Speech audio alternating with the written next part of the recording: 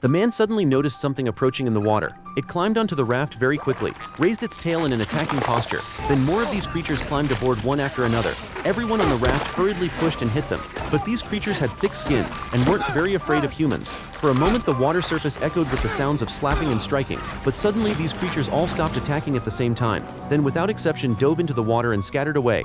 The people on the raft were a bit confused. They themselves didn't believe their attacks had worked. So everyone scanned the water surface, afraid something else might appear. Everyone knew it couldn't end like this, but the water here was very murky, making it impossible to see what was underneath. The violent shaking of the raft only convinced them there was definitely something big down there, but it stayed hidden at the bottom, leaving no trace. Everyone's hearts were in their throats, not knowing how the next attack from that big creature would come. Then behind the second raft, the underwater creature revealed its dorsal fin, but the people on that raft weren't looking in that direction at all.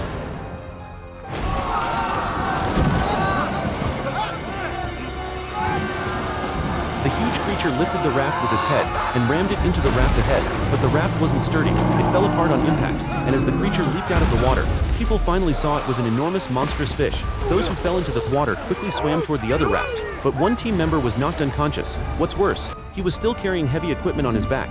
The box was slowly sinking to the bottom. Frank had also fallen into the water. Fortunately, he grabbed a branch floating on the surface, but unfortunately he too was carrying an equipment box pulled down by its weight. He could no longer hold onto the branch and sank underwater. Frank sank straight to the bottom, then looked toward the team member, seeing he had regained consciousness and was struggling to get free of his backpack. But just then, Frank witnessed a terrifying sight.